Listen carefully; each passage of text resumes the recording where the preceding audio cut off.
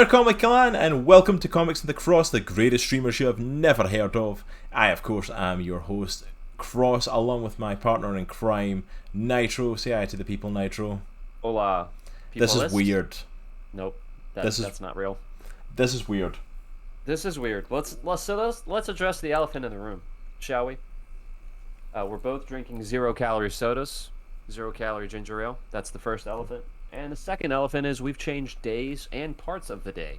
Mm-hmm. We're now Monday nights instead of Sunday afternoons, and it is freaking bizarre. It's really weird. Like, literally, we launched at 2 o'clock on Sundays. Like, with this was our first ever show, was doing the podcast. So to change this time up feels a bit bizarre. But it is all for a good purpose, because GA has started working. We were on a one-income home here because Jay was helping out taking care of our eldest son and doing all his sort of stuff. But the honest truth is, the cost of living just got too much for one income. It was just impossible to do. Yeah. So we had to finally just kind of give in and take on another job. We didn't want to, but thankfully she was able to get a job nearby. She was able to get a job in the evenings and on weekends.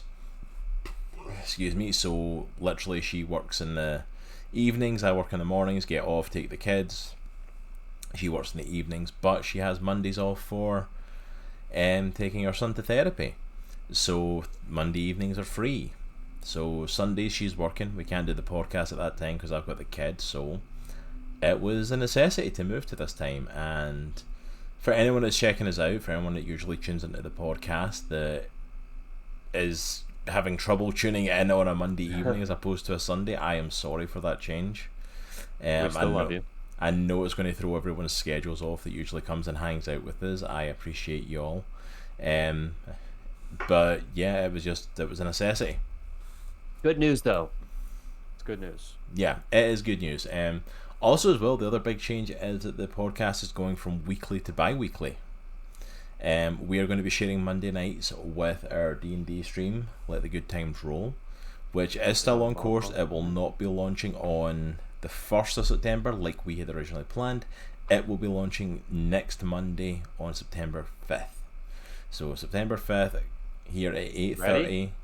You ready? Oh, I'm ready, man. I've been ready since we freaking started talking about it, man. I've been waiting for this. I've got to research Magic, just in general. But yeah, so you're only going to be getting the podcast itself every other Monday, and Let the Good Times Roll, our D&D stream, will be the other Mondays. Just the new schedule and the way things are going. Our other streams will still be here. I will still be gaming on Tuesday nights.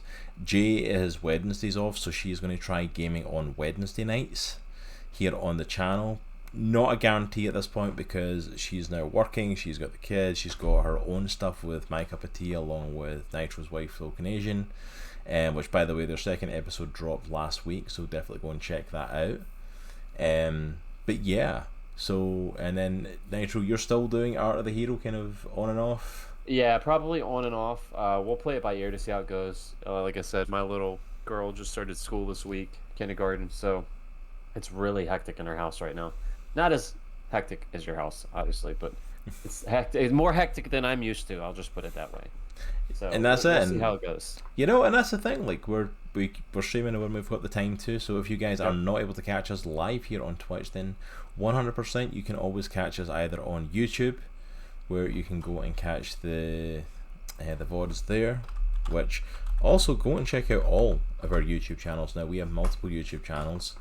Where you can go and do the podcast is on our main channel that everyone was already checking out, but we also have the Comics in the Cross Gaming, Art of the Hero, and then there's a channel as well for Let the Good Times Roll, where our D&D streams will be getting uploaded to as well. So you can catch the video on demand for the podcast there, or you can go and catch it on Anchor or wherever you get your podcasts from.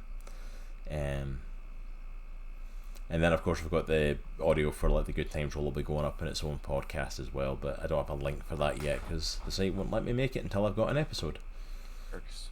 So, but by all means, you can catch up with what's going on here. But tonight, interestingly enough, we are not kicking off with a typical podcast. We are kicking off with an indie comic book club, which I'm grateful we're getting to do this tonight, because as of last week we were doing this on Sunday. But we are talking The Undiscovered Country. Yes. Undiscovered Country, phenomenal book from Image Comics. Scott Snyder, Charles Soule writing it. Bunch of different artists and colours working on this. There's a whole mass team on the front cover of this.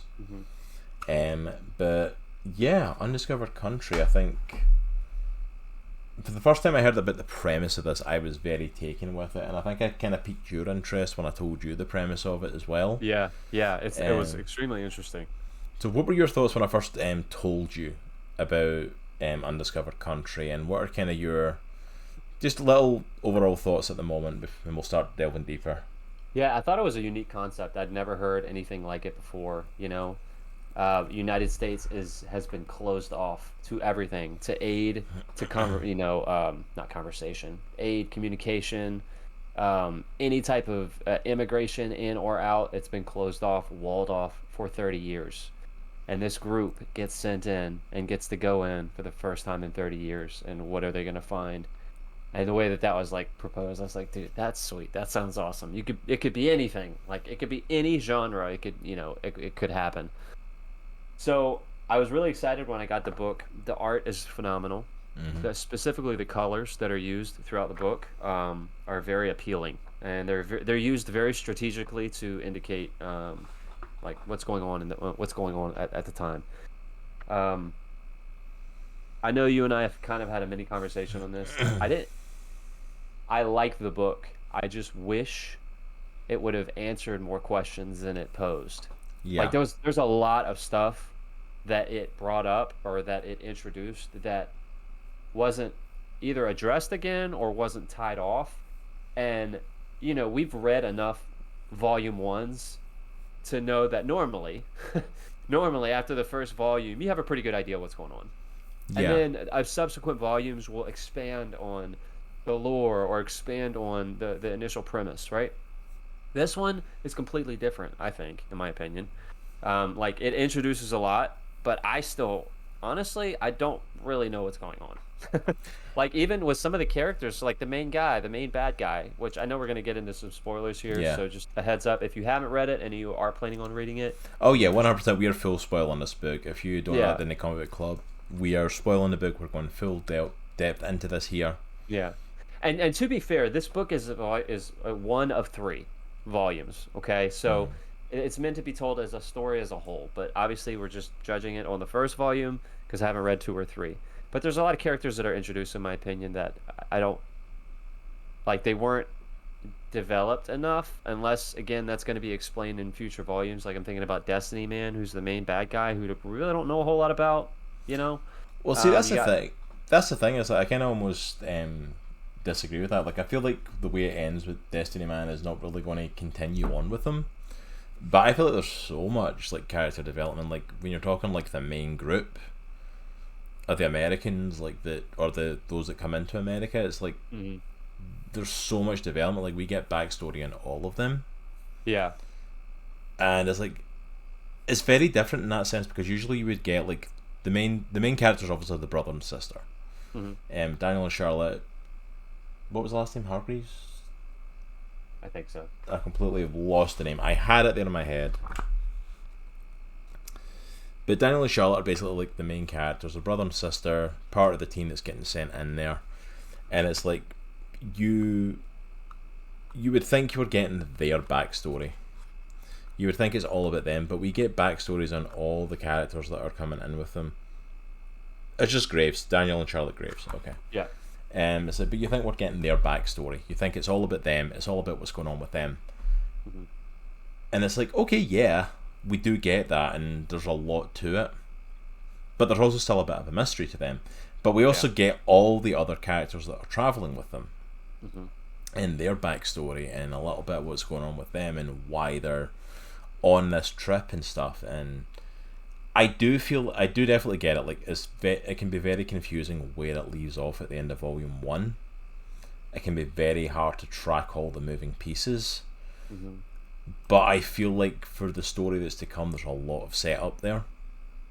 Yeah, and I mean, when we review these volumes, I judge the book on whether or not I want to continue reading it. Yeah. If I don't want to continue reading it, then I wasn't a huge fan. If I want to continue reading, then I liked it and I want to continue reading it. Like I think about Chew. When we did Chew, we read one volume and I was like, I'm good. I don't need to read anymore. I'm okay. You Yeah, know? absolutely. But this one, like, I'm definitely interested to see what happens. Like, it's Scott freaking Snyder. He knows what he's doing, you know, and Yeah. the other people in the book, they know what they're doing. It's just, and I agree with you with the main subset of characters. I feel like the character development on that was really good, but like particularly with the characters like Uncle Sam and Destiny Man, I'm like, I don't I don't know particularly what they added to the story other than being a figurehead for something which may or may not be explained in a later volume. I Like, think we'll get a bit of backstory to who they are because I think there's a lot of stuff to come. I don't yeah. necessarily know if they're going to appear. Like, I don't foresee Destiny Man showing up again. Yeah. I feel like he was the big bad for this. If you want to say this quadrant, Mhm. because obviously at the end of it they open up to go through to the next section, and that's kind Yeah. of what I feel like is like, well, that's this section complete. So Yeah. they move into the next section, and that's kind of like the story's very post-apocalyptic Mad Max Road Warrior type world here. Which I love.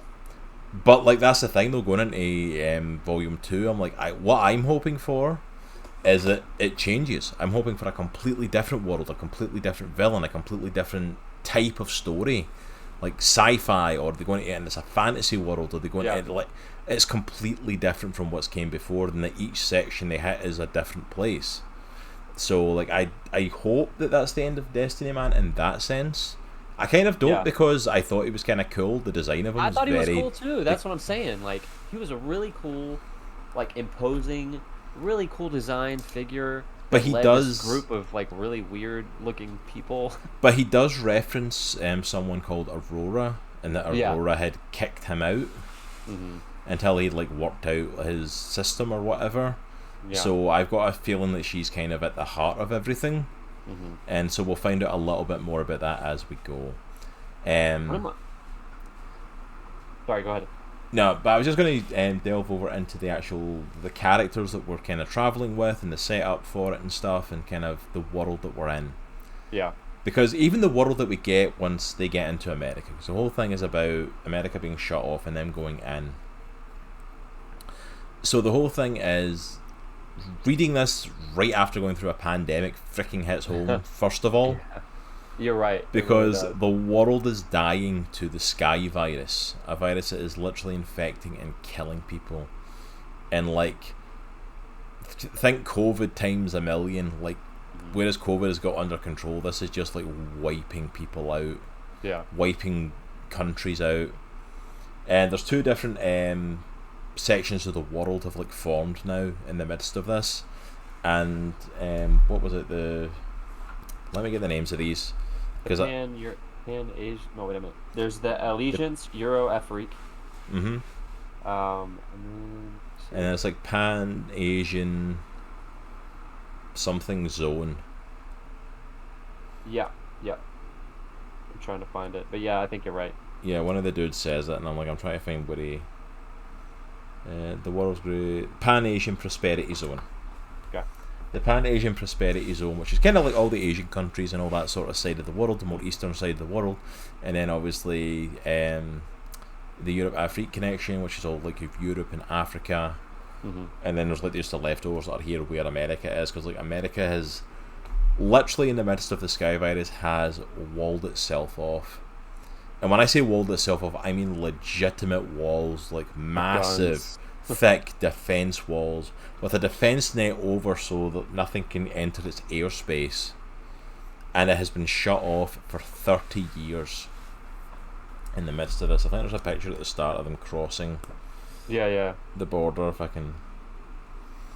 So, like, the Forgot plane. about. Yeah, so like the plane hits and it meets like a border wall like that, Yeah, that's the title page. I love it.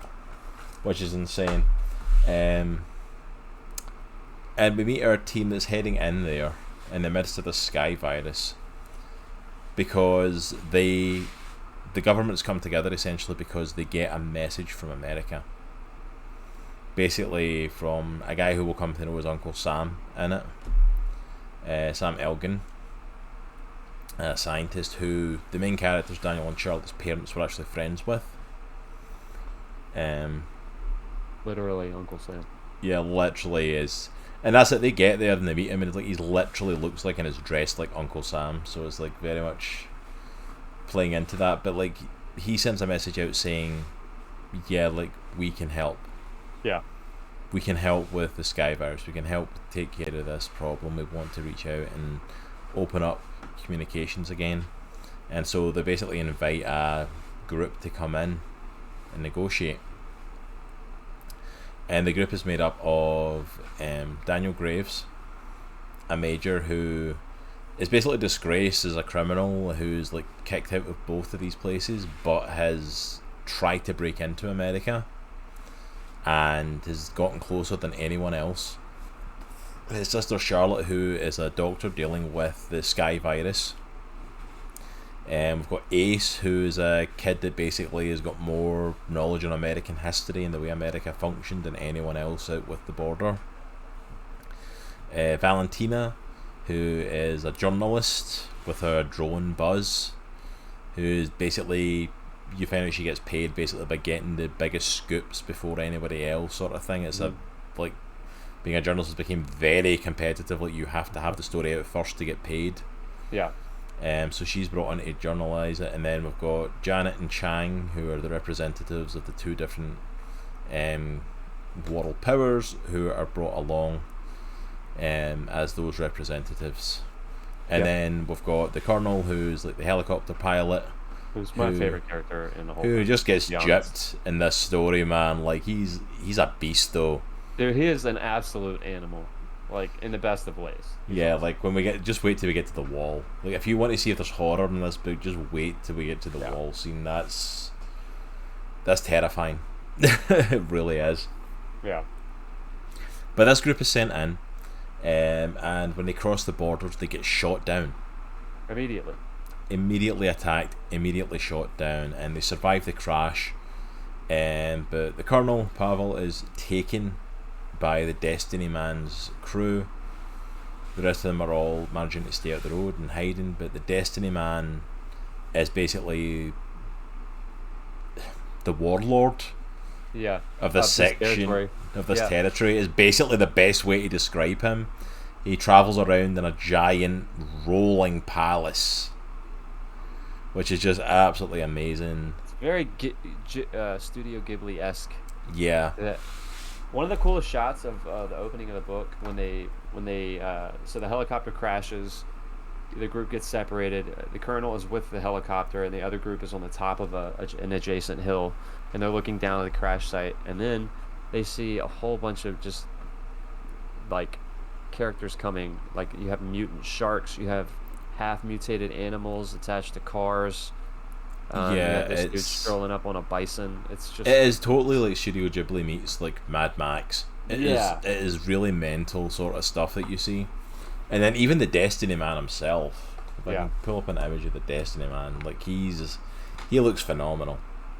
So basically the premise is, like, a lot of time has passed in the US and there's been mutations with people, right?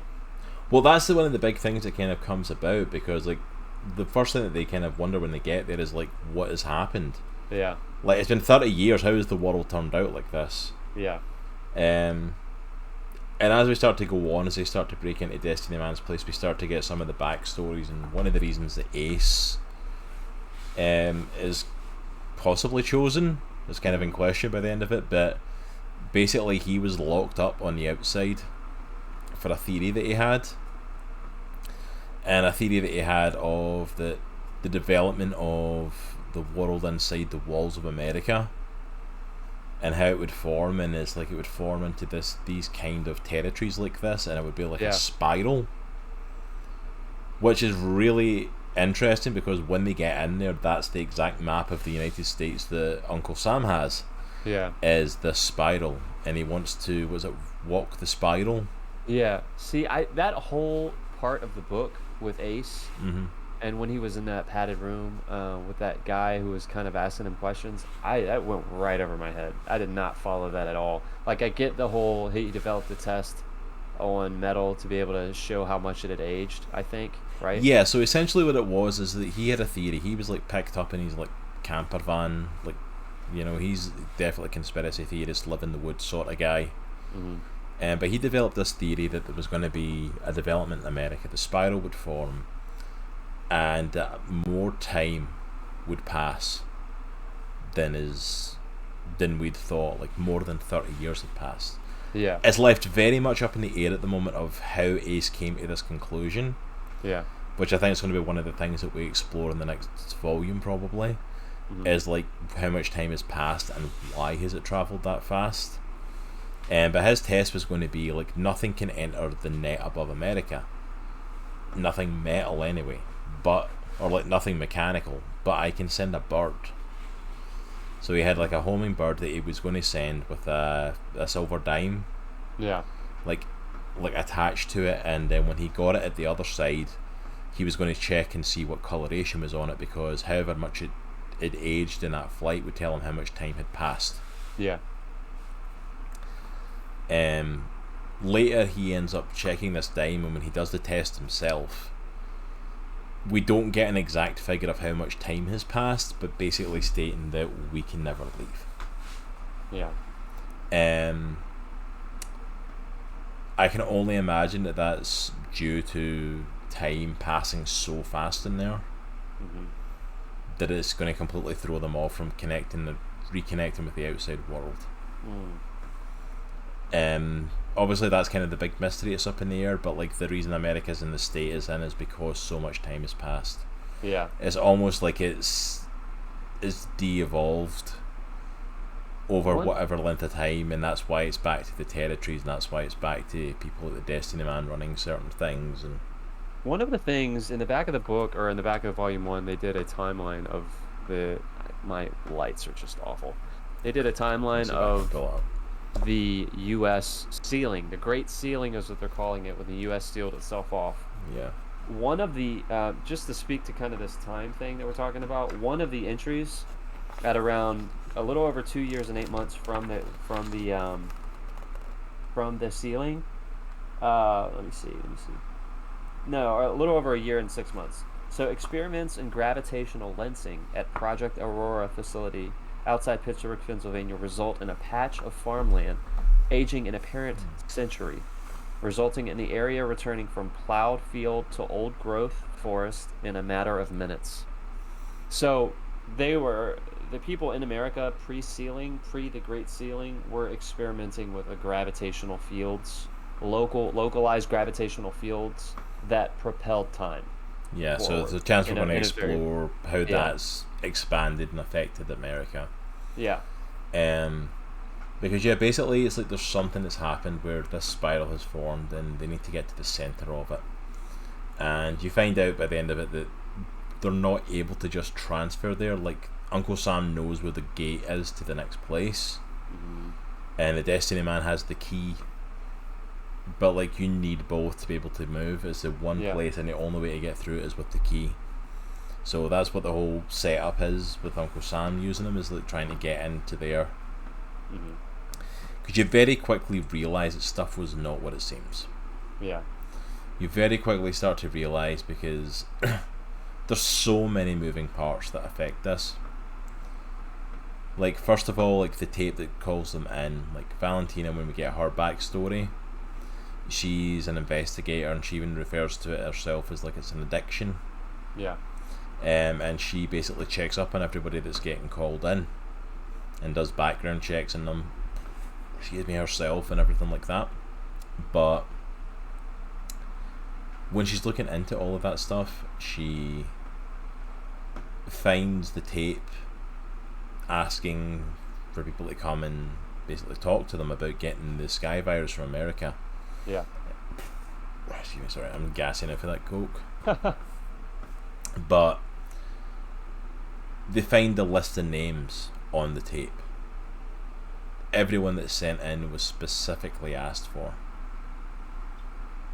And you kind of get the hint from Uncle Sam when they meet him in there, who appears to be the same Sam that like asked him to come in. Appears to be Sam Elgin. Yeah. But you kind of start to question, like, how is he, if this is the way, if time has passed by so fast and stuff, Yeah. and or is it the same him and he's just lost his mind because he seems a bit loony at this point. Yeah, he really does.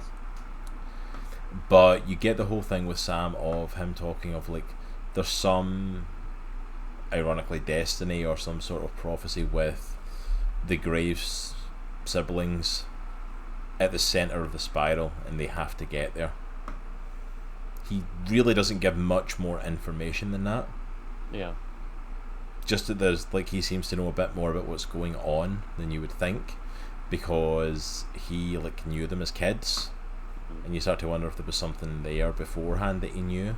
Yeah. But like he specifically requests these people to come in, and I don't know if it's for that reason. Again, that's another one of the mysteries that's kind of set up. Why were they asked for? Yeah.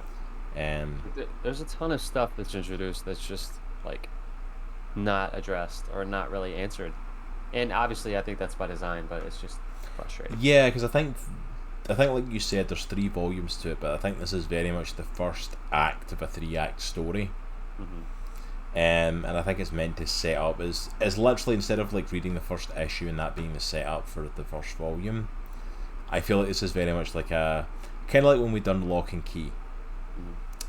When you start reading Lock and Key has a beginning, a middle, and an end. Lock and Key has 6 volumes to it, and that's it. That's the complete story. Yeah. There's no more. They knew where the ending was when they started. They knew what direction they were going with it, and this is the story they were telling. I feel like that's the case with Undiscovered Country. Yeah, I feel like it's a case of this is a set story, and this was the first act of that story. That we'll start getting answers in the next volume, the next act of it. And because there's a whole bunch of stuff, like also as well, we get the mystery of the Graves siblings, that Daniel hasn't only attempted to get in here before, but he has actually made it into America before. Yeah. And he made a deal with Destiny Man. Yeah, he made it in via his submarine. He used water tunnels that weren't watched over, and has met Destiny Man. Yeah. Which brings up the interesting question again of like the time passage in there. If there was time passage, like, you know, did that like device go off and like fast forward time inside the border? Yeah. But now it's running normally because he met Destiny Man, and Destiny Man's still there and still remembers their deal and all that stuff when he goes back in. But you get there and Destiny Man has made a deal with him to basically get the key and get Uncle Sam to show him where the door is so that he can get back to the centre and get back to Aurora, who we still don't know who that is yet exactly. We're assuming kind of like the person that's in charge of the US at this point. But so that Daniel can also get access, because he still believes that his parents are alive there, or that his father at least is alive, that his father has contacted him. And part of the deal, part of his deal with Destiny Man was also to get the cure for the Sky virus. Yes, and he makes a deal to try and get the cure for Sky virus, which becomes a big thing for him, because once he kind of hands over the rest of the group to Destiny Man, he finds out his sister actually has the Sky virus. She's inoculated herself so she can't spread it, but she's like a few months into it, and really doesn't have that long. Yeah. Which is an interesting one that comes up. So he's definitely looking for the cure, and it explains her fight for the cure as well, because she was very passionate about finding the cure, but also like Charlotte's, it seemed a bit too like aggravated, but then you realise she has it herself, so that makes sense. Yeah, and the main message that came out of America from Uncle Sam was, hey, we want you to come here. We have a cure for the virus that's infecting everywhere but the U.S. We know all about it. So that's her main pull. Like, everybody has an agenda, which I think is cool. Everybody has a separate agenda. The main group that comes into America, and hers obviously to bring the virus home, which, there's a cool part like midway towards the end of the book where they kind of have to make a decision whether they have. I know I'm kind of jumping ahead a little bit, but they have a vial of the vaccine. It's not enough to inoculate or to vaccinate everybody, but they have one vial, one dose of the vaccination. So they can either leave the U.S. and mass produce that, and in a couple months everybody will have a vaccination, or they can continue on in the spiral. They can continue going to see how deep the rabbit hole goes, as Morpheus says. Yeah, and that's the interesting thing that pushes it in, because like part of the group, obviously they're here for the cure. Like, here's the cure, let's go. Yeah. But the other part of them is like, we are the first people to set foot on United States soil in 30 years. And like, when it shot off the border, it was immediate. Yeah. Like, the cool thing at the end of each issue is that there's little stories of people, like during the Sky Virus time and during that is really cool. The shut off, whereas like you get literal Americans who were on vacation, who are now like trapped outside of the United States, who just have to like set up home where they are because like they don't have anywhere to go now. Their home's like shut off forever. But you also have the people who are like but you have those people who we need to keep going. Like, what else is there? Ironically as well though, like nobody really is buying Sam's thing and wanting to do his whole like let's get to the center. Yeah. Like, at least not for the reason he is. So I think that's going to be a background kind of thing going forward. Of that there's some big thing that the siblings have to do. Trying to think. Oh yeah, that's what else I wanted to mention. I wanted to talk about Pavel, who is captured by Destiny Man. Well, the rest of them are all talking with Uncle Sam. Pavel is trapped on the wall. Yeah, so explain that, because that was another thing I didn't quite understand. So, were they attached people to the wall to see if they could like get through it? Was that the gist of it, or was that just punishment to hang them on the wall? I think part of it is punishment, but part of it is also testing. The Destiny Man has he's almost like boiled down to the basics of like America was at its best in its first century. And it comes down to a very simple thing of live free or die. And it's like, and he then talks about everyone who is here has earned their place. So I believe the wall is a way of earning your stripes, earning your like, do you really deserve to be here? Yeah.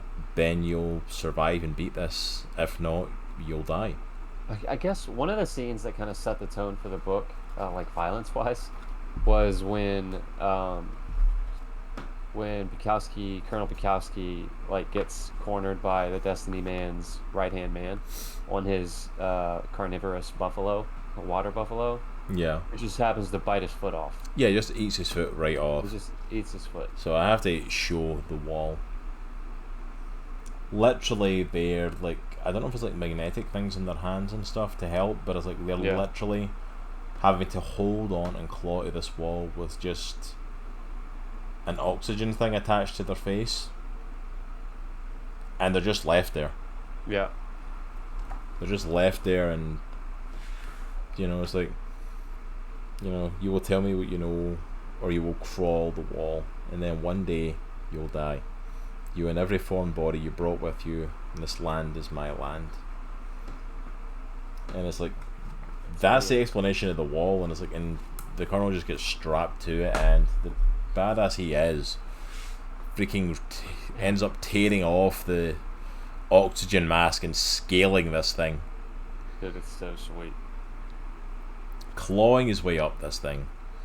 Absolutely awesome. I'm trying to look for it.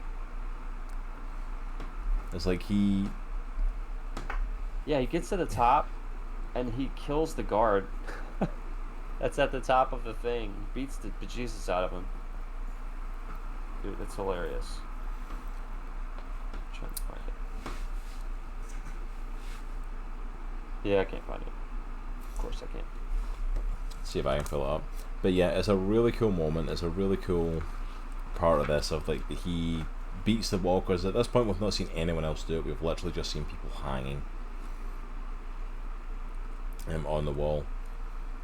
Oh, and there's this huge story, or there's this whole story about how when he was a colonel, he kept a golden uh, a golden thumbtack, basically, as a tooth. And he kept it in there so he could pick locks. He's always had it in there. He always kept it in there. And that's what he uses. He pulls it out, and that's what he uses to break off So the yeah, oxygen mask. here he is, climbing the wall. Yeah. Just freaking badass, just climbing the wall, man.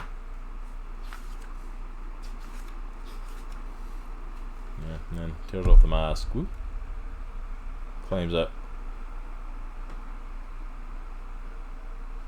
But yeah. And apparently, so there's this guard at the top of the wall that has this like giant mutant starfish that spews acid down the wall on the people. I don't know what that's about, but he gets to the top of the wall, and he just, this is him reaching the top of the wall, and he just beats the bejesus out of the dude. Yeah. Hey Mala, how is it going? What's up, Mal? We are doing good. We're settling into our new home of Monday nights with the podcast. I'm not gonna lie, it's still strange. It is weird. It is. This is weird because like it isn't different, but it is at the same time.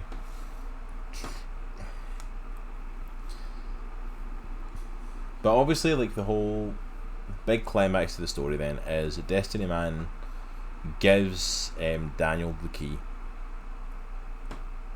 He makes a deal to meet up with Uncle Sam. Undiscovered country where the Klingons at. I know, that's a comparison that keeps happening in my head, is like Star Trek 6. But no Klingons in this one. There's plenty of mutants and Mad Max references and all sorts of stuff though. But the whole big finale of it is this big race to get to Uncle Sam and get to the door. Mm-hmm. And it ends up in a big race off between the group trying to make it to the door, Yeah. Destiny Man trying to stop them, and Uncle Sam basically trying to get in the way. And it's kind of left kind of up in the air at the end. Like, it's very likely that Sam's dead and Destiny Man are dead. I mean, Uncle Sam gets shot in the face, pretty point blank. So I think it's pretty safe to say that he's toast. Yeah, but at the same time, like it also wouldn't surprise me if he showed up again though. At the same time, but it's like, yeah, he's dead. But like Destiny Man, it's very much left up in the air. Like, did what happened kill him? One of the things that I think the book does really well is it's left ambiguous if America is just a barren wasteland or if it's just a highly organized, territory-specific, like huge piece of land. Because we get to the end, like this whole book plays out in the Destiny Man's zone, right? And it's run by a bunch of like you said, like Mad Max type, like piece together what we can find to build a community type thing. We found this code over here, so we're gonna put this on. Very like piecemeal Mad Max-esque, vibe to it. Yeah. But then you get to the wall where they're getting ready to go into the second part of the spiral, and automatic gun turrets pop out. And you're like, okay, so yeah, obviously something's going on. Well, that's it though. It's very interesting because like obviously like there's still like even the gun turrets like on the wall when they enter it and stuff. So like there's definitely still that mechanical element to it and the way the country's running to a certain extent. I honestly feel like we're going to get a complete shift in tone for the next one. It's going to come out of the post-apocalyptic look because I feel like that's the natural place for it to go. The natural place for it to go is that they come through the wall into the new zone and to really throw them off their game of like, whoa, this is different. They're going to come into like some sort of forest or city or something. Yeah. And I think we're going to get, as we get closer to the center of the spiral, like it's going to be more civilized. Because Destiny Man is very much on the edge. He's on like the west coast, I think they describe. He's on the.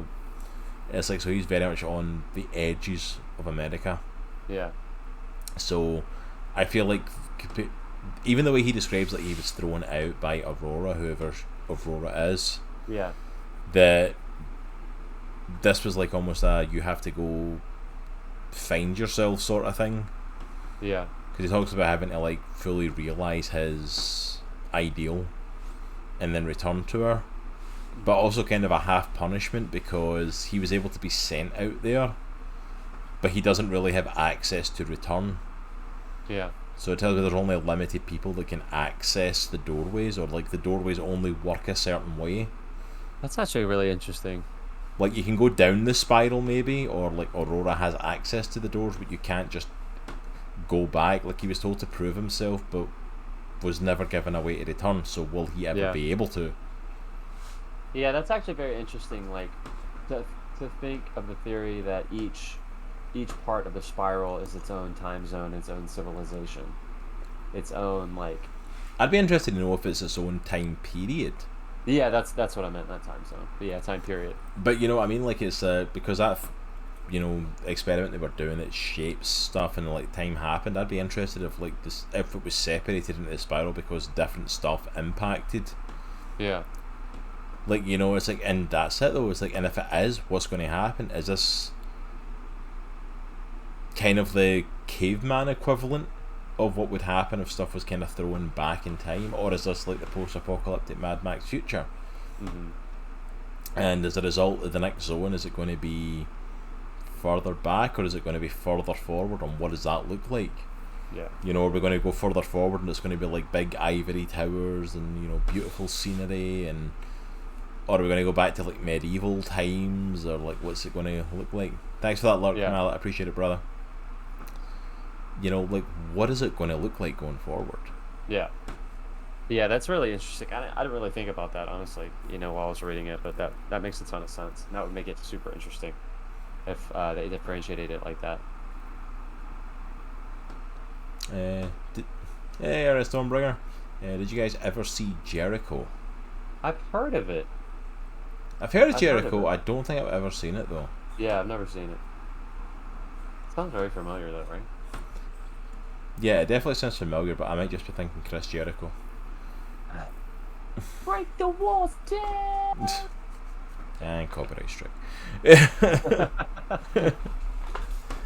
But yeah, I'm really intrigued to see where Undiscovered Country goes. I'm really intrigued to see, because that's the thing. Like I feel like a lot happens in this, but I don't feel like there's a lot to delve into on its own. Because I feel like this is a story I have to read the next part to, which, like you kind of said at the start, that's exactly what I want from a first volume.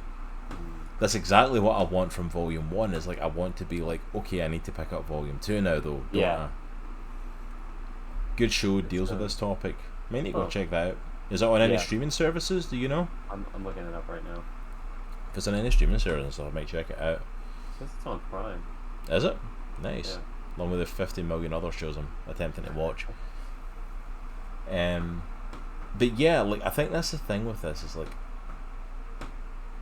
is volume 3 like the final? Yeah, it's 1, 2, 3. It's funny, as we've been talking, I've added 2 and 3 to my cart, my Amazon cart, because what you're saying makes a lot of sense. Like, I was initially disappointed that it didn't answer a whole lot in volume 1, because that's what I'm accustomed to. Mm-hmm. But it makes sense if that's the way that they're telling the narrative, and the way that you described it, comparing this to Lock and Key, makes a lot of sense to me, because I've read that. And like, even though Lock and Key I think does maybe a better job of explaining at a high level the lore in volume 1, I still think there's a lot of unanswered stuff that it poses that's expounded upon and answered or even brought up in subsequent volumes. Well, the difference is with Lock and Key, with something like that, you get what's presented to you and you get the answers to it to a certain extent, but there's still a lot of questions. There's still questions like around, who is Dodge? Yeah. What's going on with that spirit in the well? There's still questions around the father being killed and what is his past connection to the house and to Dodge. We get answers about kind of like, okay, well, we've got the death key and this can do stuff. But then we don't actually know that there's any other keys technically. If you don't watch the show, or if you've known the story at the end of it, like, yeah, there's other keys. But if you're reading that first volume, there's only the death key. Yeah. And then at the very end of the first volume, Rory finds the head key. Yep. And it's like, oh, wait a minute, another one. There's more here. So it's like, it tells a contained story, but it's like, whereas this, instead of telling like, this is a bit of a story, this is a bit of a story, this is a bit of a story, it's like, this is like, here's your setup for everything, because we have to set up what's coming, because for what's coming you have to know who these people are. Yeah. And the fact of like, these people sent in are specifically chosen to be sent in. Yeah. You know, Valentina even says it herself of like, we're the worst people to be picked. We've got an ex-mercenary who shouldn't be trusted. We've got a doctor that treats Sky that's dying from Sky. Yeah. We've got a guy who's got a history of America but was a nut job and was locked up in a freaking psych ward in padded room. We've got like the two worst representatives you could possibly ask from each thing, and we've got me, a journalist who really has no ties to anything. Yeah.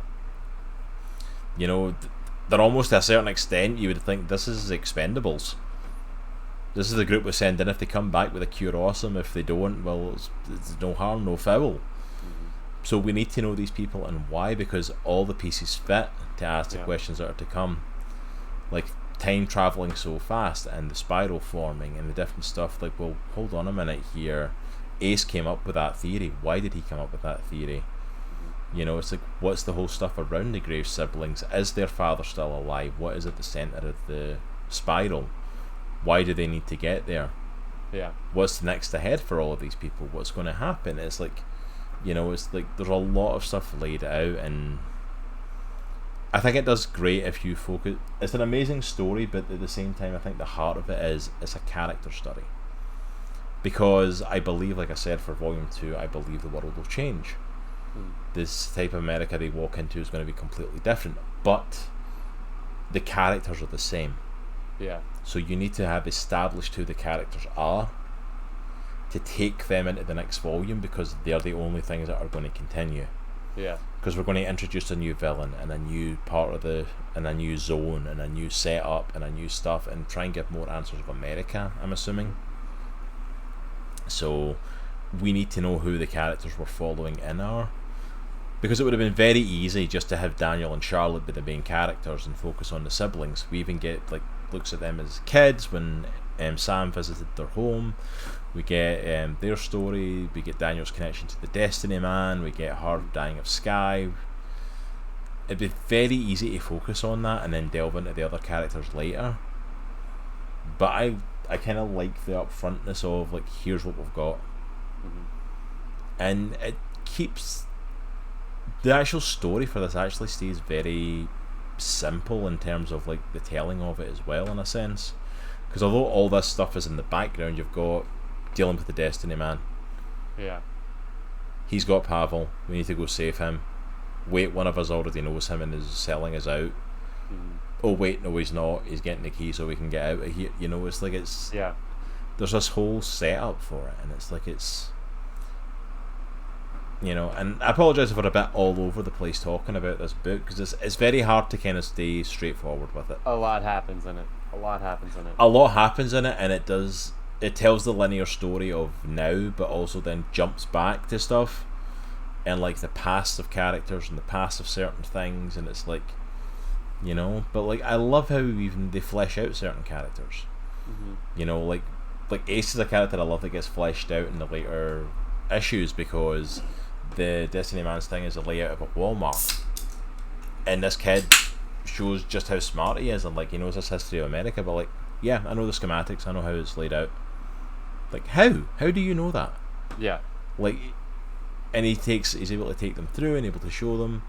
You know, there's obviously, I think, a bit more going there. It's kind of like, you know, I don't know if it's ADHD or OCD or something. There's very something to him. He's just a little bit off, like genius wise. Yeah. But even Valentina saying to him, like, stop downplaying yourself. You're here and you're getting us through this. Like, you can do this, you know. Yeah. Clearly we're all capable of doing what we need to do here. So I really enjoyed this mostly for what's to come. Mostly because this is a volume that's very much a setup, I feel. Yeah. But it's got me hooked enough of like, okay, I want to see the rest of this story. Yeah, I would agree with that. Like, I know, like, I talked with you yesterday, and I was like, I wasn't done with it, and I'm like, I don't know, man. I don't know. And like, when I got done with it, I still kind of felt that way. But I guess through this conversation and through hearing you talk about it, it makes a lot of sense as far as how they're setting it up. Because like you said, or I don't know who said it actually, but you know, it's a 3-volume book. basically, is how you got to look at it. Yeah, You know, it's a essentially, and three-volume book. that's it. It's kind of like, it's like not to compare it because it's definitely not on level with it, but it's kind of like Lord of the Rings. Like I was gonna say the same thing. Yeah. you're reading the first volume, but at the same time, it's like reading Fellowship of the Ring. I'm like, yeah, it stands on its Part of own. the story. It stands on its own, but it really is a setup for everything that's yet to come. Yeah, that's a really good comparison. And it's like this is like, yeah, it kind of stands on its own. Yeah, you get a good story out of it, but it's definitely a setup for what's yet to come. Like, this isn't the real story. I feel like volume 2 and 3 are going to be the real story. Yeah. As opposed to, like, to use movie terminology for like trilogies, like usually you get the standalone first, so you get something like Star Wars. Where it's like if Star Wars had bombed, like, yeah, that's a movie. That's got a beginning, middle, and end. It can do its thing. It doesn't need to go any further. Destroy the Death Star, way. Beat Darth Vader, launch him into space, fantastic. But then, like, when you get to Volume 2 and 3, when you get to Empire Strikes Back and you get to Return of the Jedi, there's a deeper connected story with those movies. It takes it deeper, goes further into it. But then, like as we said, there's stuff like Lord of the Rings where it's like the first one is no way a standalone. It's a setup. And I feel like a lot of the volume ones that we've read have been standalones. Of like, you can read them and you can come away feeling, okay, I got a story out of that. Yeah. But like this leaves you like, I want more. Like where Lock and Key is like a standalone. It leaves a bit of mystery at the end, but it's fairly standalone story, the first volume. Yeah. Yep. But this is definitely not. This makes me more think of like Something is Killing the Children. Yeah, I would agree with that. Like when you read Something is Killing the Children, when we did that for Indie Comic Book Club, it's like, yeah, it's a good story, but it's clearly not close to what's happening. Yeah. There's clearly way more going on here than what we are seeing.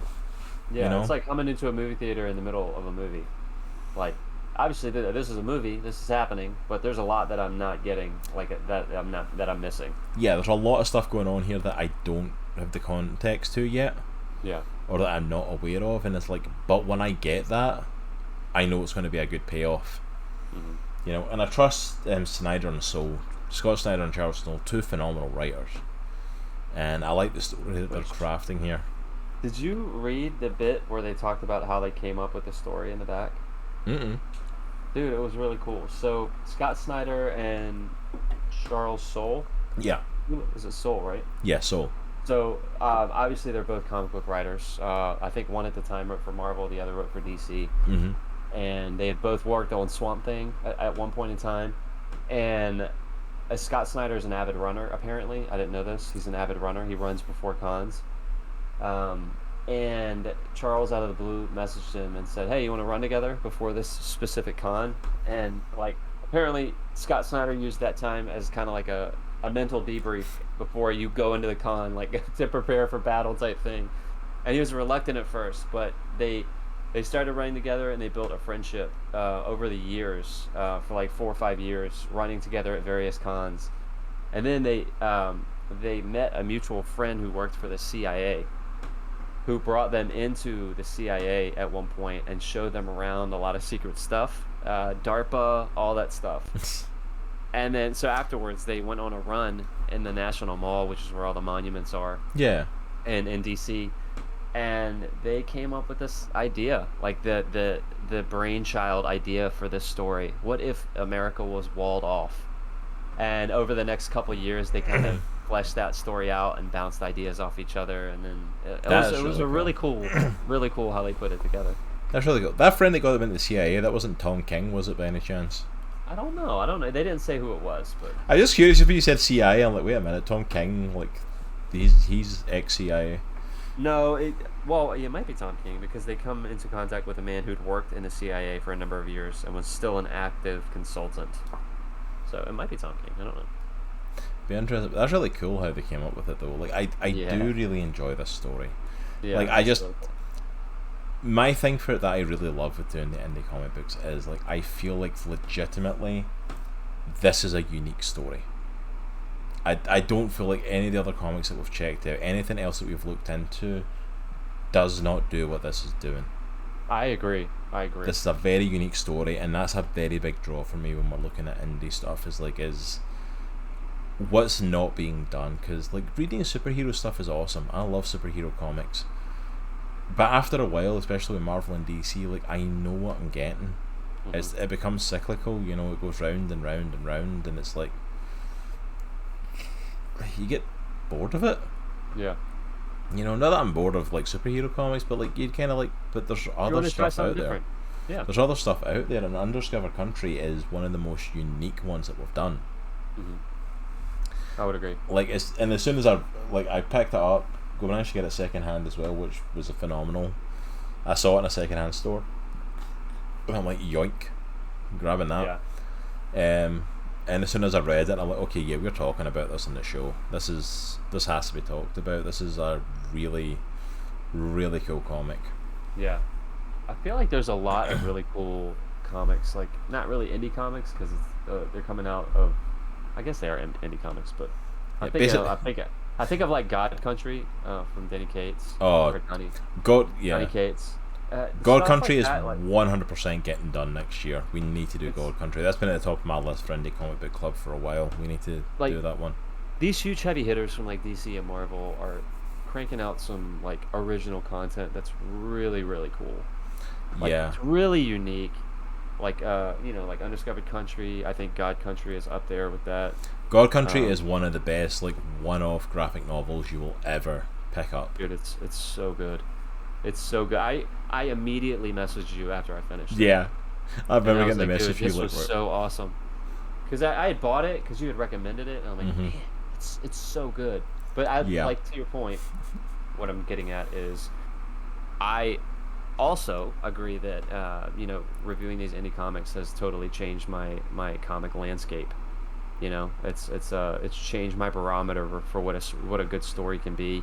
You know, what a unique story can be. And although I still love Marvel and DC, and I'll still continue to read them, like there are some really unique, compelling stories on the outside.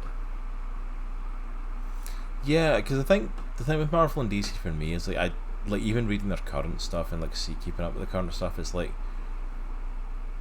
I find it so hard to get invested now, because it's like when you get invested in something, like every storyline that starts, like you can see that it's almost like a grabbing at straws to keep up with what's going on with the MCU, and then you're like, but it doesn't matter, it's going to freaking change back anyway. Yeah.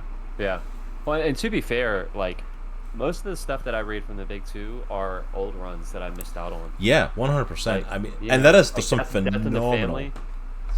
Death in the Family, like even the one-offs, like Red Skull Incarnate. There's some phenomenal runs. World stuff. I love that stuff. Yeah, I've got some phenomenal runs there. There's some phenomenal runs. There's some phenomenal runs that are well worth checking out. Yeah. But like even the current one, like what's the current situation? The current big story going on is Judgment Day, I think. And it's a really cool concept because the whole thing of is it's bringing in the Eternals. Only reason the Eternals are a big part of it is because the Eternals had a movie. Let's not pretend that it's any other reason. Yeah.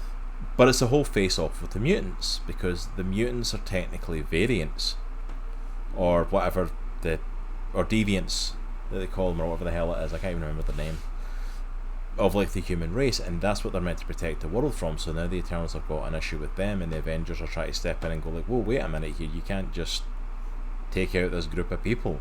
Yeah. And they're like, well, no, actually, that's exactly what we're going to do, because that's what we're created to do. That's what we do. But at the same time, I'm kind of like, but they'll be back. Same way that we had no more mutants for a long time, and then the mutants all came back, and same way that people died off. With Captain America's mantle, it's crazy because they're trying to keep up with the MCU. They gave it to Sam Wilson, and then they went, oh no, we need to give it back to Steve Rogers. And then they gave it back to Steve Rogers and made Sam Falcon again. I'm only assuming to match up with the movies, because there was a Captain America movie coming out at the time, only for the movies to then give it to Sam, so Sam's now doing Captain America stuff again. And it's like there's so much stuff going on with that, and it's really, I find it hard to invest because I'm like, if I wait, like, Spider-Man and Mary Jane are married. Oh no, they've been split up. By Yeah. You just need to wait for the next generation of writers who grew up reading Spider-Man and Mary Jane being married to write it back that way. Yeah. It's like it's. I'm Whereas gonna- like. Sorry, dude. I just want to go to chat real quick. Oh yeah, go for it. Go for it. So Rob said Jericho's an American post-apocalyptic action drama TV series which centers on the residents of a fictional city of Jericho, Kansas, in the aftermath of a nuclear attack on 23 major cities in the U.S. Dang. I think I've heard this. I've heard of it before. And I've I looked heard it up. When I of looked it up, it Jericho. looks very familiar. I've definitely heard of Jericho. I've heard people talking about it. I've never checked it out. I'll need to go and check it out. There's nothing new. There's nothing new for this older created characters in Marvel and DC to go and tackle. They have written so many stories about those characters. They're all used up. I would agree. I have stood by that for a long, long time. That the older characters should have passed on their mantles. Like, I want to see Spider-Man comics led by Miles Morales, with older Peter Parker married with a kid. Yeah. Being Maybe his a bit of a gut. being his mentor, teaching him. And taking that role, it's like, I want to see that. I want to see Sam Wilson as Captain America and Steve Rogers being allowed to pass on. I want to see Iron Man training up a protege. I want them to keep going, because people forget a lot of these characters are legacy characters. Like, not so much in Marvel, but in DC especially. People like Barry or Wally, who's the Flash? Like, Jay Garrick was the Flash. Yeah. And then he was taken out and Barry was put in, and then people grew up with Wally, and then there's been a lot of them. Or like Green Lantern, I'm like, Alan Scott was the original and we changed him, and people keep talking about, Kyle Rayner or Hal Jordan, and it's like, these characters are legacy characters and they were changed before. Why can't we change them again? Yeah. It's like, I felt that for a long time. That's an upcoming episode we're going to do in the podcast at some point. Like, should Marvel and DC evolve in that direction? And what some of the ideas we can come up with for them to go that way, or that we would have done. Yeah. Anyway, sorry, I'm ranting again. No, it's all good, dude. It's all good. And yeah, Rob, we try to. So, Cross has been adamant about indie comics since I met him, I think. Or at least you've been interested in indie comics since I've met I was you. getting started in the indie comic stuff. I'd done a couple of indie comic things, like when we first started this. And it was at like, least say 3 to 4 years you've been like heavily vested in I've been starting to get in indie comics, and then it was like October 2020 in our first year, like a few months into our first year, we did our first indie comic book club. Yeah. Because I decided, like, because there's tons of people, you can find tons of videos on the internet talking about what's going on at Marvel and DC. Yeah. But like, let's do this as people who have not read certain indie comics or are just getting into indie comics. What's out there? Yeah. So So your indie comic disease has rubbed off on me, and I have read more indie comics this year than I have read in my entire life. Yeah. So I've one of my favorite things that I've read since we started this stream, this podcast, whatever we're calling it, is Lock and Key. It's one of my favorite things I've ever read. Yeah. And it was a 6-volume independent comic, like legitimately independent comic. I think IDW, I believe. Yeah, it's IDW. And it was such a cool story. Like, I was sucked in, man. It was awesome. No established characters, nothing. And it was awesome. The way that it unfolded, the story, the art, it all meshed perfectly. And it Completely was awesome. different from anything you read at Marvel and DC. 100%. Completely unique in its own, different from any other indie comic that we've checked out. Written by son of horror icon and a bit of a horror legend himself, It's a phenomenal story. We've read a ton of great indie comics in this show since we started. Lock and Key, Spencer and Locke. And we've read stuff that we haven't Cloud. reviewed, obviously, as well. God Country is one of those that God Country's blows a my mind. phenomenal one. God Still Country's blows my mind. By Donny Cates, the well-known Venom revamper. Yeah. Yeah. You know what I mean? It's like there's tons of great indie comics out there, and we've talked to tons of great indie creators, like, on the show, like talking to Lewis Southard and talking to Dave Pepos, although he's now a Marvel guy. He wasn't when we talked to him. It's like, but Rob saying indie comics offer new characters, new situations, and stories you haven't heard. I'm glad you guys are chatting about indie comics. There is some awesome stuff out there. Definitely unique. Absolutely. And Undiscovered Country is one of them, which is really cool because you can see, if you read the Marvel and DC stuff of Snyder and Soul, you can see elements of it in here, but it's completely different. Like, you can't read this and, you know, connect it to like Snyder's Batman and Justice League. You can't read this and compare it to Soul's Daredevil, you know. It's ironic that they wrote those characters in other companies that are essentially the opposites of each other, or like the versions of each other. But yeah, it's like I've got a love for indie comics now. I absolutely adore indie comic books, and yeah, this one, Undiscovered Country, I think is going to be one of those trilogies. Yeah. One of those ones that, like, I think the judgment call is going to need to be made when I finish it. You know, kind of like reading through, like you said, like Lock and Key, like, you know, it's like, yeah, you can read this simple issue, but like there's a complete story being told there. Yeah. And there's a complete story being told here, and I'm excited to see what comes next. Dude, total side note. Have you read... Joy and I have been talking about this because she's super deep into Saga. Have you read that? I have not checked out Saga. She is like, will not stop talking about that, as in, like, it's phenomenal. It is like one of the biggest heralded like indie comics out there, and I have not checked it out. I kind of avoided it mostly because there was hints of it containing a lot of containing elements of sexual content and stuff. Okay, got it. So as well as other stuff like cussing and nudity and all that sort of stuff. Yeah. So I kind of avoided it. I'm starting to wonder if it's something we do need to cover, though. I know for a fact it's something we're covering next year. Another big one I'll definitely want to do next year is Sandman. Yes, I haven't read that one either. Especially with the hit Netflix show, the Netflix show being such a big hit. We're definitely wanting to do Sandman next year. Which technically counts as indie. It's Vertigo, even though it's owned by DC. It's like it's not. It's not DC. It crosses over with Constantine. At the time he wasn't. At the time he wasn't DC. He was just Vertigo before they kind of transitioned them over. But yeah, I think that's a definite one to check out next year, and I think Saga might be one we need to put on the list to check out. All right, we gotta do God Country though. Yeah, God Country's on the list. There's a bunch of like at this point, like I don't know how long it's going to take to get through some of these, because I try to do it every other month. It might end up becoming we end up doing this like once a month. Yeah. To cover certain things, but one thing I can grab to show off is what we're going to be doing for our next indie comic book club. Stuck on my desk. How dare you get stuck on your desk? He's going to the shelf. To the shelf! To the shelf! Trying to see if he can hear me. He can't hear me. He can't hear me. I can hear him, but he can't hear me. Look at that secret lab chair. That thing's a beast. It's a beast. I want a chair like that. I want a chair like that. I'm gonna continue talking until he comes up on the screen. There we go. There we go. Trying absolutely not to flash my butt at the camera. I was talking smack about you the whole time. I bet you were.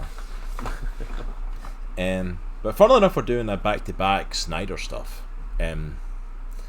Because next one that we do for Indie Comic Book Club is going to be our Halloween book, where when it gets to October, I like to delve into some of the horror stuff, because we've done some good stuff. We done Lock and Key for our first October. We did Something Is Killing the Children for our next one. This is probably the most horror comic we've done yet, and we are going to be covering Witches from Scott Snyder and Jock. It says volume 1. He keeps saying he's apparently putting out a volume 2, and he's yet to actually do it. Yeah, because that's 7 years old. Yeah, he talked about doing another one, but like at the same time it holds as a standalone story. Yeah. But like this is a definite horror comic, and it's like when I went through the story of this, it was like, oh my goodness, like it's phenomenal. It's probably my favorite horror comic we've ever covered. You've read it? You've read it? I've not read it. I've heard the story of it. I've not read it myself, but like some of the artwork in it's just phenomenal. Like Jock is a great like horror comic guy. Like even like some of these early pages. Let me see if I can get some of them, just to set the tone without trying to give too much away. Like literally, that's the first page. Okay. It's like going through the woods.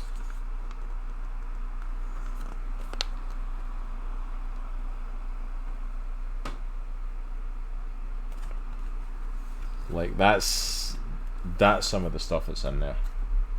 So that is going to be our indie comic book club for October. It's talking about witches. I'm hyped for this one. Yeah, dude.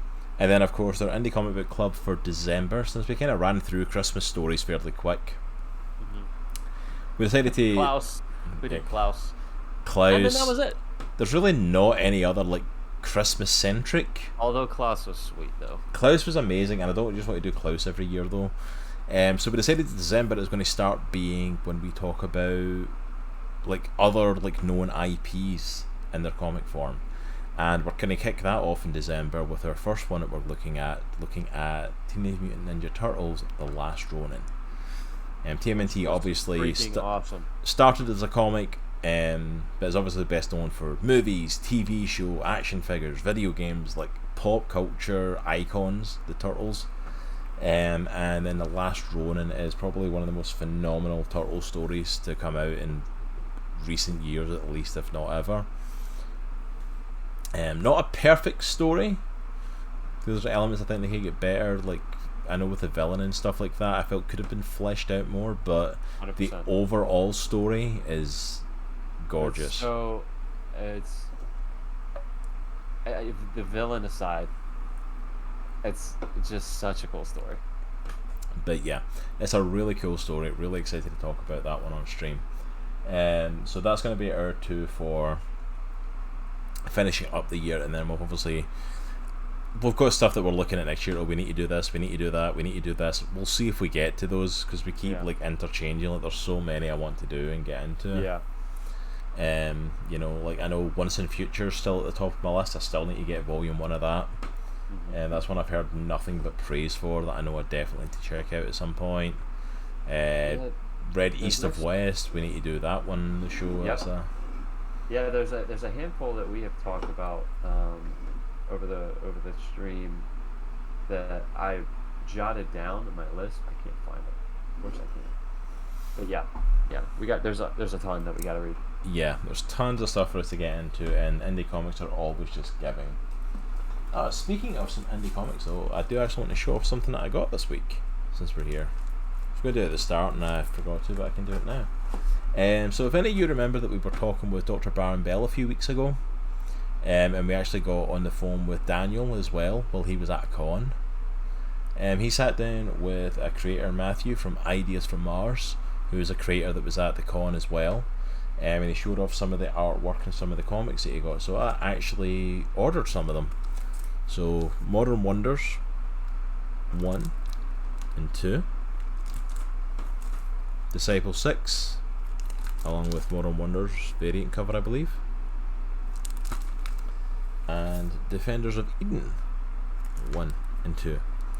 So I am very excited to check these out. I've got a bunch of little comics like this to check out here, and see what I think of them, and you know, maybe if I enjoy them, maybe if we like them, it's something we can do is reach out to him about, chatting to him about them. That'd be awesome. You know, it's like, but yeah, got some cool stuff to check out there, so definitely go check out Ideas from Mars. At the very least, the artwork in them was stunning. He showed off some of the artwork while we were chatting with him, and it was phenomenal. Yeah, it looks really cool. But yeah, did you have any closing thoughts on Undiscovered Country? Anything last stuff to say? No, man, I think we covered all of it. Like I said, it's a self-contained. I thought it was going to be a self-contained Volume 1 story, and that is totally not the case. That being said, I'm very interested to see where the story goes in Volume 2 and 3. And the art, of course, is phenomenal. So Absolutely. There's brilliant art in it, brilliant storytelling, and I'm really excited to see where it goes. Definitely one that we would recommend to go and check out for yourselves.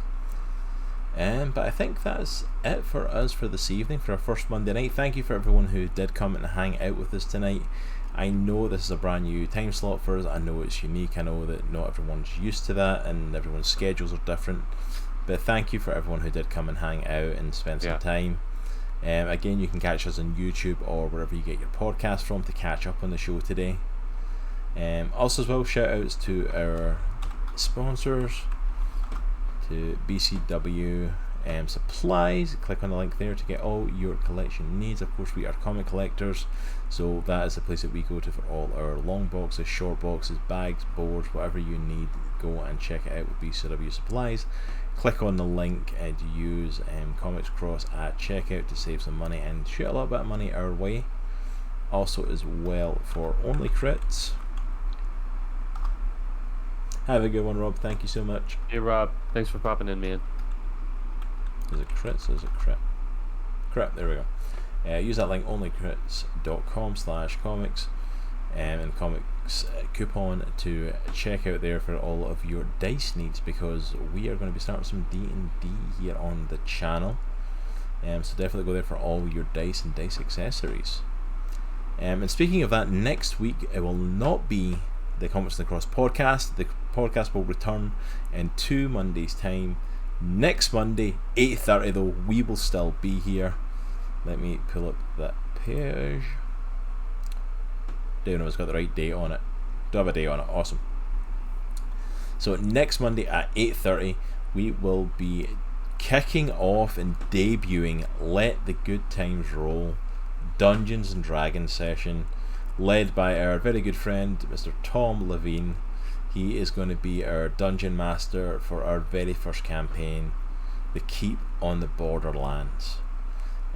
We saw, if you saw social media, he was playtesting it with his son, but he is going to be doing that live with us on stream next week, 8:30, including Nitro and myself and our lovely wives as our initial party. So I am awesome. Very excited for this. Our characters are all set. We're all ready to go. On the left side of the screen. It's a beautiful man. Your left and right's getting mixed up again. In the middle, under the logo, Let the Good Times Roll, right above the very beautiful lady on the bottom. It's totally out the man above us league, 100%. 1000%. Don't worry, I feel the same, man. Totally. Don't know how I conned my wife into marrying me, but we're married now. It's over now. Paper signed, baby. But we are so excited to finally kick off some Dungeons and Dragons on this channel. We've been talking about this for a while.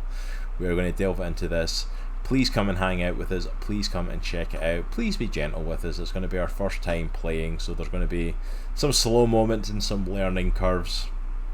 What Cross is trying to say is we're going to suck really bad, at least for the first week or 2 or 3 or maybe 5 years. Speak for yourself. Speak for yourself. You're the one that went a druid and decided to give yourself all those spells to master. I just have to run away a hammer.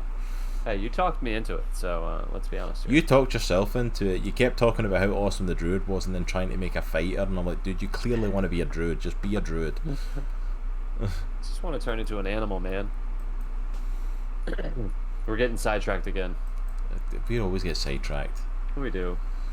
That's fine. It's fine, and thank you for everyone that hung out with us tonight. This has been a bit of a shorter stream for us. I think we're getting into a new groove with this. It's like, it's very weird coming into this after having a day at work and a day with the family and getting into this. Well, it's like, because when we normally do the stream, we have a Saturday and a Sunday morning at least to kind of like mentally prepare to get into it. But this is right after work, after the kids put down, so we're like, boom, right into it. It's gonna be different. Not bad, just different. Yeah, it's going to be different. We're going to get used to this new time slot ourselves, but it's like, but overall I think we did well today. It went well. Yeah. But just a little bit shorter for today. But thank you so much for everyone that hung out with us. Let me go ahead and check out Twitch and see how we can go. Drop a raid on, so we can go send the love to someone. I am not used to raiding on Mondays. I have no clue who's even on. Nope, stop it. My computer's like loading weirdly. There we go. It's like it wasn't loading names and stuff, and it's like I need to know their names so I know who I'm raiding. So this is not the moment to act up.